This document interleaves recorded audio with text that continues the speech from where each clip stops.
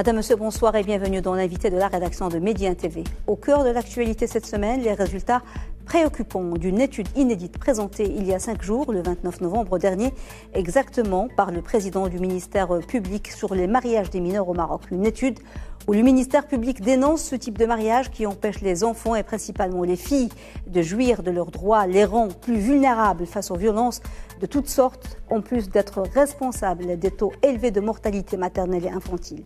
L'étude qui s'est intéressée aux facteurs socio-économiques et culturels de ce phénomène fléau a révélé que la pauvreté et l'ignorance sont l'une des principales causes des mariages précoces, mais pas les seules, et qu'un pourcentage important de ces filles mineures sont soumises à des violences et finissent par divorcer ou être expulsées du domicile conjugal.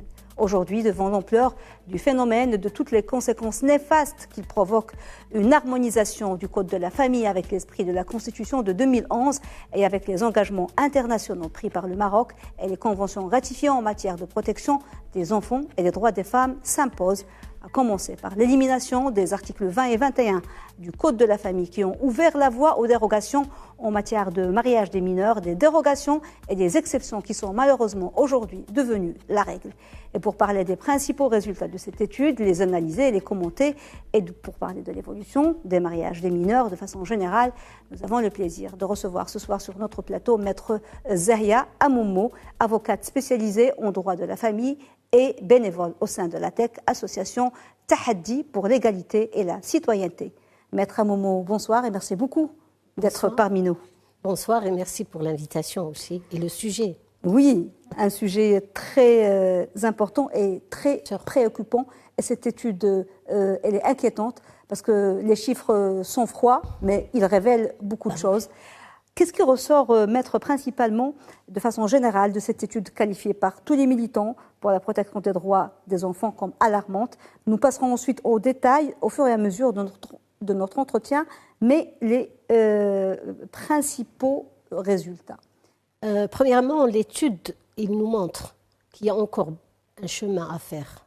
Si jamais, parce que référence à l'article 20 et 21, c'est-à-dire le problème se posera chaque année, avec les mêmes statistiques et les mêmes problèmes. Pourquoi? Parce que l'étude, il parle premièrement du chiffre qui est alarmant, grave, chiffre de mariage des mineurs. La deuxième des choses, les gens, c'est-à-dire les types d'hommes qui contractent ce genre de mariage, ils parlent des instituteurs et des hommes de religion.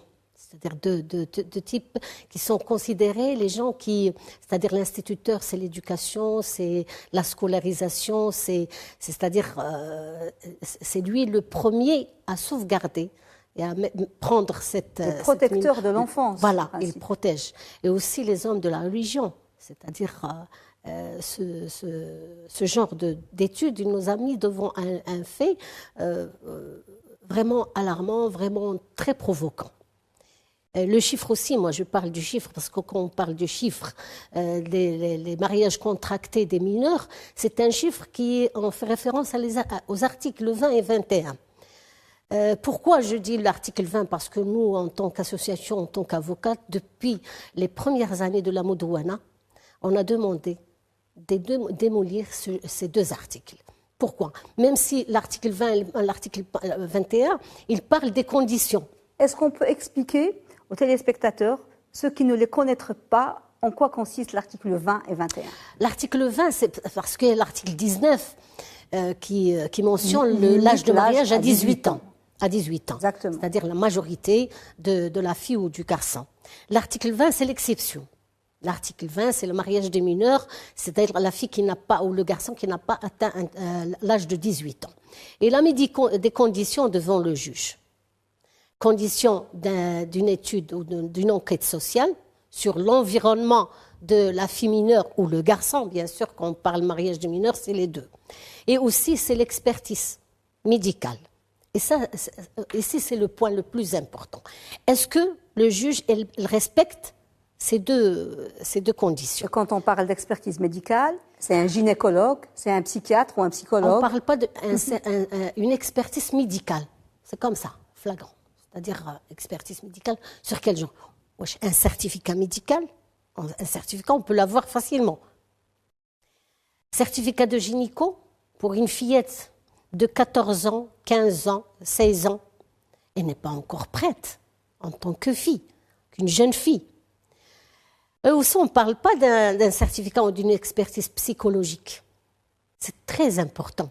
Est-ce que cette fille mineure, elle accepte de contracter un mariage? Surtout qu'on l'écart Parce qu'on ne demande jamais, jamais, devant le juge, la vie de l'enfant. C'est son père, c'est le tuteur qui est devant le juge. Et aussi, c'est-à-dire l'expertise, un certificat médical, ça ne veut rien dire. Parce que c'est un enfant. Même si le gynéco, les spécialistes vont parler d'une jeune fille de 14 ans, 15 ans, 17 ans, elle n'est pas encore prête. L'organisme n'est pas prêt pour contracter un mariage. D'accord? Et le psychologue, c'est aussi très important. Parce que ça revient sur la psychologie de l'enfant. Parce que pour moi, c'est un enfant. On autorise un mariage d'une jeune fille qui n'a pas atteint la majorité, c'est l'enfant. Pourquoi je parle de l'enfant?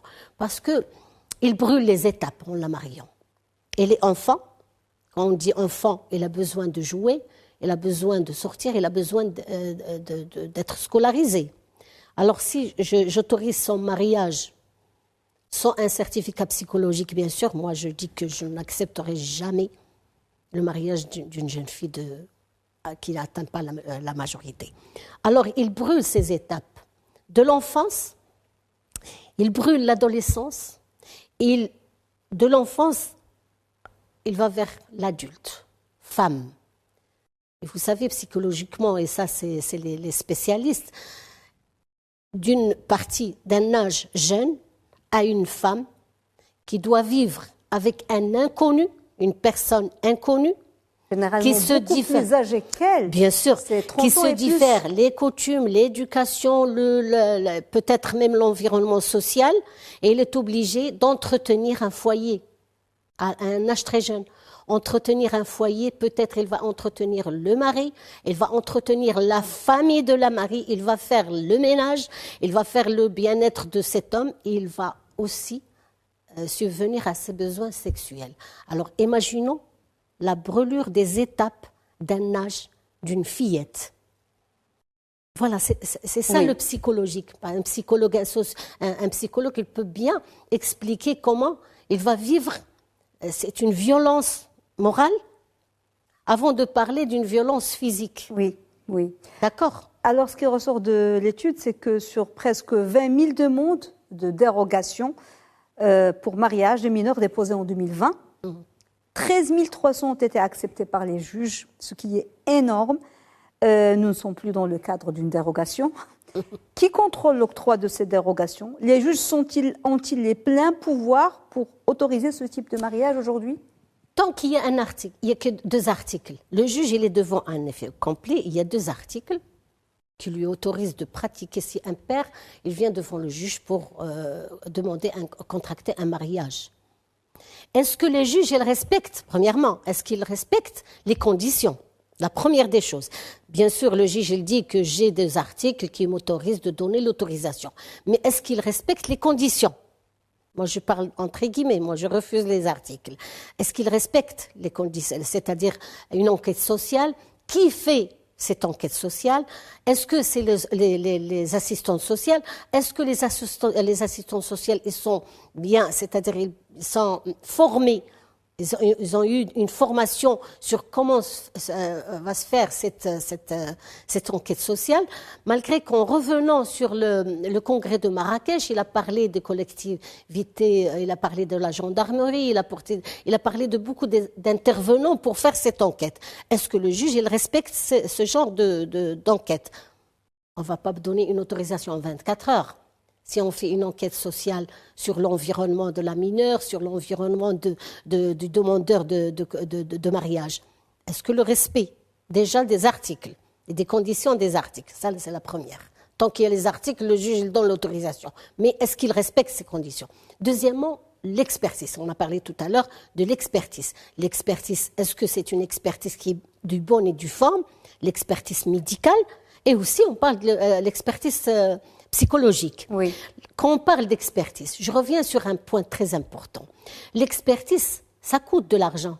C'est pour ça qu'on peut avoir un certificat médical de 30 dirhams, le 50 dirhams, ça fait qu'il la dépose sur le dossier. Mais quand on demande une expertise médicale, soit chez un gynécologue, c'est payant. Un certificat, une expertise chez un psychologue, c'est payant. Qui paye les frais de ces expertises? Normalement, ça doit être l'État.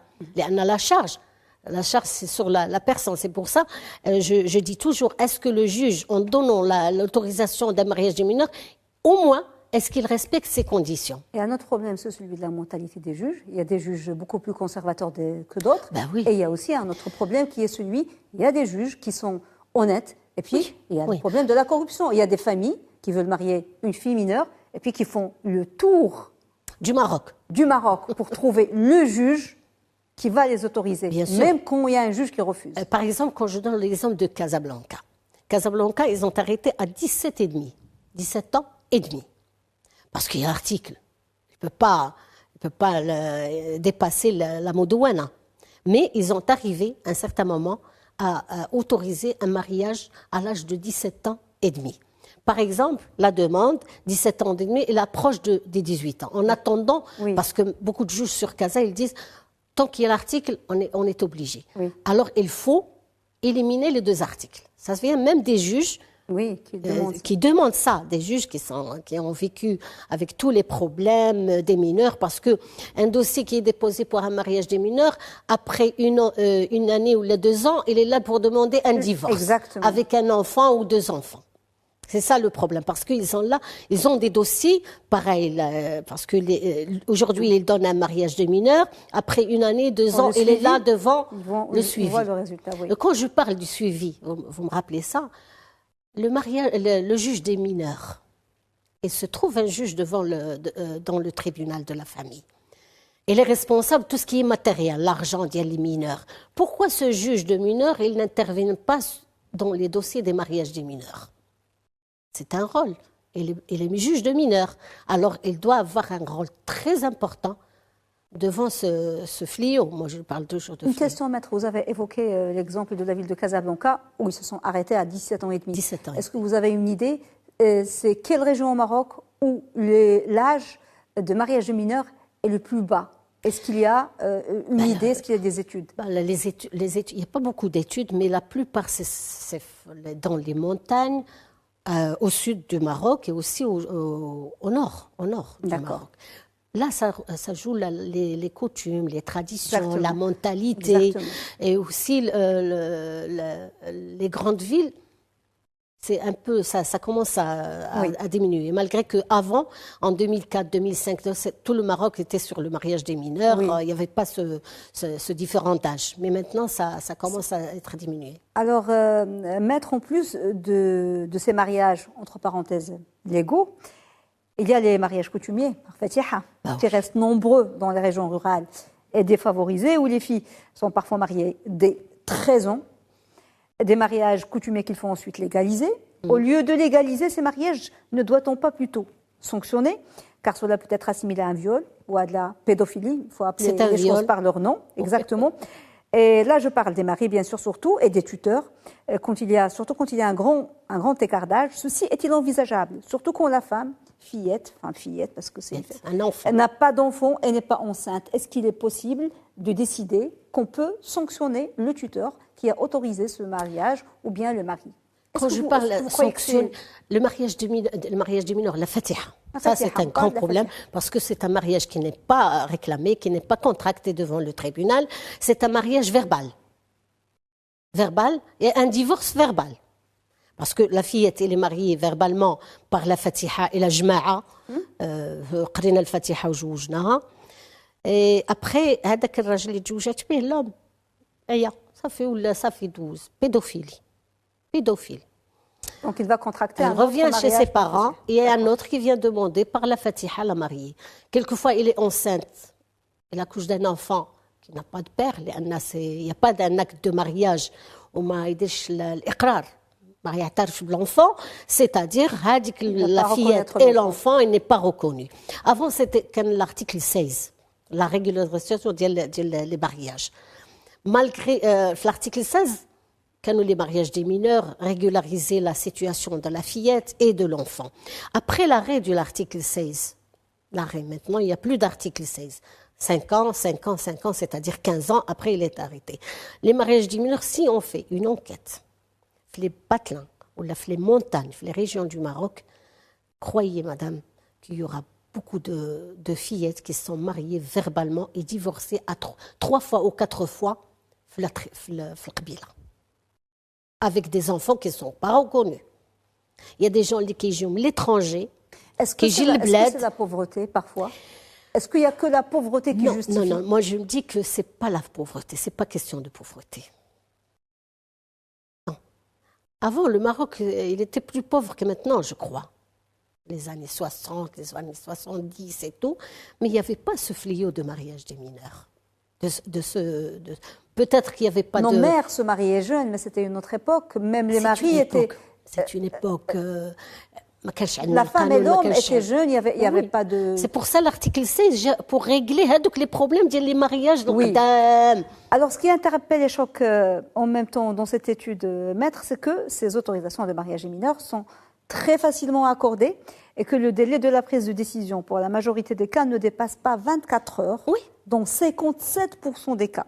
24 heures, c'est suffisant, à votre avis, pour étudier le dossier, faire une recherche sociale, une expertise médicale, psychologique, bref, sur l'éligibilité de la mineure, physiquement et psychologiquement, à supporter les conséquences du mariage? 24 heures? Du tout. Parce que c'est pour ça que je vous ai dit que si le juge il respecte les conditions des articles, l'enquête sociale, ça va prendre au moins 15 jours ou 20 jours. Il y en a sur l'environnement où il vit la mineure, où il a le demandeur de mariage.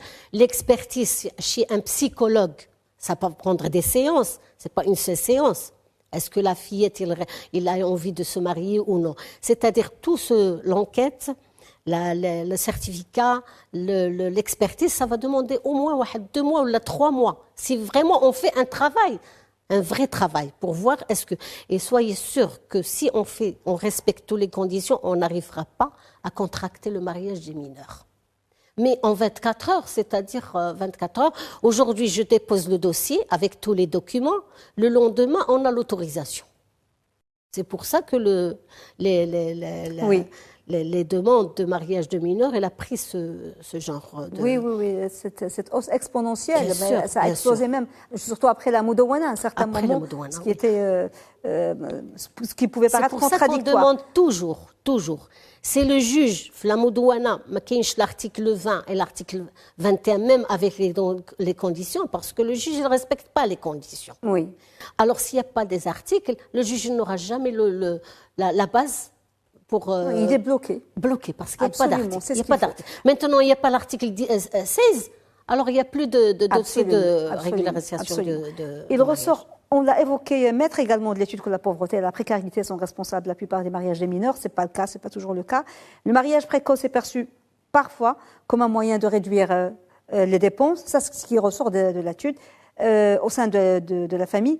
La solution ne serait pas plutôt l'encouragement de la scolarisation, de l'éducation et de l'avenir des petites filles? Bien sûr, parce que la famille, les pères, quand on a fait des caravanes, les petits patelins, ils disent qu'il n'y a pas d'école. Il y a le primaire, mais il n'y a pas le collège, il n'y a pas de lycée. Alors je ne peux pas autoriser à ma fille de terminer ses études en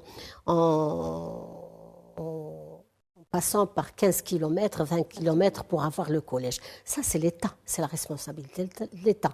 La scolarisation, elle est obligatoire.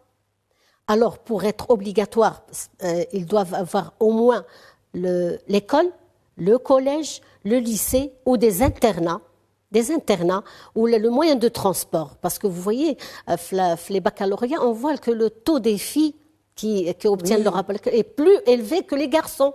Alors la fille, elle a besoin, bien sûr, parce qu'une fille, tout à l'heure on parlait de brûlure d'âge, elle dit que la fille, elle a envie de terminer ses études. Il se voit avec son cartable, terminer ses études, il a un souhait, il rêve d'être, c'est-à-dire avoir un poste après, mais le père, il envoie les garçons à terminer leurs études, mais la fille, non. Parce qu'il a peur, quelquefois, Il dit que la peur est la peur. Alors là, c'est la responsabilité de l'État. Encourager la scolarisation avec une infrastructure et aussi l'aide aux familles, l'aide sociale à ces familles. C'est vrai, il y a la pauvreté, mais il y a l'aide sociale parce que c'est une richesse. Oui, c'est une richesse pour le Maroc. Ces filles, qu'on les marie, elles les envoient avoir des enfants. Peut-être il y a le taux de mortalité en accouchant. Ce qui confirme ce qu'on vient de dire, Omer, c'est que le niveau d'instruction, ce qui ressort de l'étude, parce qu'on parle de l'étude, de la mineure, de sa famille et du mari joue aussi, d'après l'étude, un rôle très important, puisque plus le niveau d'études est élevé, plus le taux de mariage précoce est bas. Bien sûr, bien sûr. Alors là, quand je parle, pour la première des choses, pour éliminer le mariage des mineurs, c'est revoir la Modouana et éliminer les 2 articles. Bon, c'est pas que les 2 articles, c'est revoir la Modouana du premier article jusqu'au dernier article. Ça, c'est une réclamation qu'on fait. La deuxième des choses, c'est encourager la scolarisation. Pour encourager la scolarisation, c'est préparer une infrastructure pour ces fillettes, pour leur famille. Et aussi, encourager par une aide sociale. Parce que c'est vrai qu'il y a la pauvreté, mais ce n'est pas la pauvreté quelquefois. Le père, moi je me dis toujours, c'est un commerce que le père fait quelquefois. Il a besoin d'argent, ou bien il contracte un mariage de sa fille pour qu'une bouche de moins dans la famille, ou il l'envoie à travailler dans les grandes villes. C'est-à-dire, pour 4 filles ou 5 filles, c'est un salaire qui doit revenir au père chaque fin du mois ou chaque fin du 3 mois. Alors, ça, c'est le père, la loi et l'État. On va revenir à un point très important pour finir cet entretien. Le temps passe vite. Vous avez commencé à en parler. C'est les textes de loi. La Modouana qui est complètement dépassée, qui est presque anachronique aujourd'hui. Le Code de la famille, les articles 20 et 21 qui doivent être supprimés. La Modouana n'est plus en harmonie ni avec la Constitution de 2011, ni avec les conventions. Quelle est pour vous aujourd'hui la priorité? La priorité, c'est le changement de la Modouana. La Modouana pour être en harmonie avec la Constitution. Il fallait, c'est-à-dire demander la rectification ou l'annulation ou revoir tous les articles de la Modouana depuis 2011. Parce que la Constitution, il parle de l'égalité, il parle du droit de l'enfant, il parle de la non-violence, il parle de... Aussi, le Maroc, il est signataire de plusieurs conventions, des droits de l'enfant, des droits de la femme, le droit à la scolarisation, le droit à la vie, à la dignité. Alors, la Modouana n'est plus en harmonie avec la Constitution. Et c'est ça, le travail des associations ATTAC, ils travaillent sur ce sujet, c'est-à-dire revoir la Modouana. Revoir la Modouana, quand je dis revoir la Modouana, du premier article jusqu'à l'article 400, parce que l'article 400, il bloque les conventions. Oui.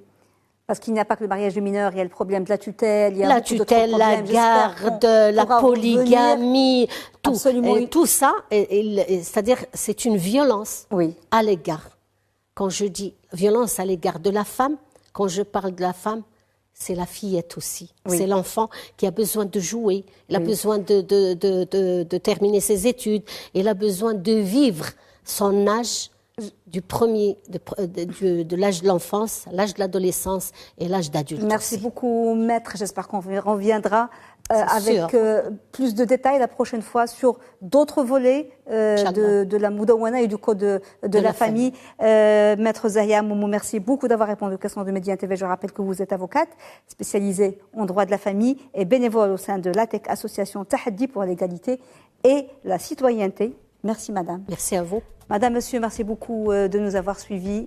Excellente suite des programmes. Très belle soirée sur Média TV.